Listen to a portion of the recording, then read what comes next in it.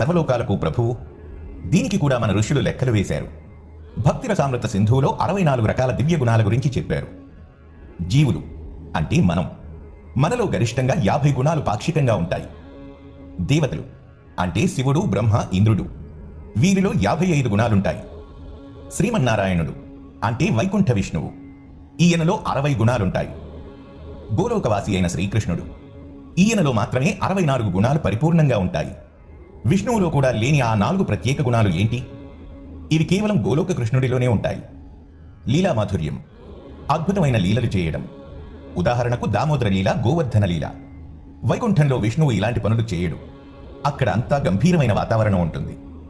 ప్రేమ మాధుర్యం, భక్తులు ఆయన భుజంపై ఎక్కి ఆడుకునేంత చనువు ఇవ్వడం. నారాయణుడి భుజం ఎక్కలేము, కానీ కృష్ణుడి భుజం ఎక్కవచ్చు.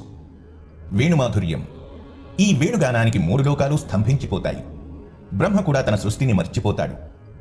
రూపమాధుర్యం, ఆయన అందం ఎంత గొప్పదంటే తన ప్రతిబింబాన్ని చూసి తానే ఆకర్షితుడయ్యేంత. అసలు గోలోకంలో జీవనశైలి ఎలా ఉంటుంది? అక్కడ సూర్యుడు, చంద్రుడు, విద్యుత్తు వంటి అవసరాలుండవు.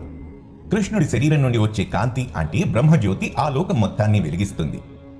సురభి ఆవులు, భూమిపై ఆవులు గడ్డి తిని పాలిస్తాయి. గోలోకంలో సురభి ఆవులుంటాయి. ఇవి అక్కడి వారు కోరుకున్నప్పుడు పాల సముద్రాలని ప్రవహింపజేస్తాయి. కల్పవృక్షాలు, అక్కడి చెట్లు కేవలం పండ్లు మాత్రమే ఇవ్వవు, కోరుకున్న వారికి కోరుకున్నవన్నీ సమకూరుస్తాయి. అందుకే వాటిని కల్పవృక్షాలన్నారు. అక్కడ కాలం గడవదు, అక్కడ గడియారాలుండవు, భూత భవిష్యత్ అనేవి ఉండవు. ఉన్నదంతా నిత్య వర్తమానం, ఎప్పుడూ ఆనందమే.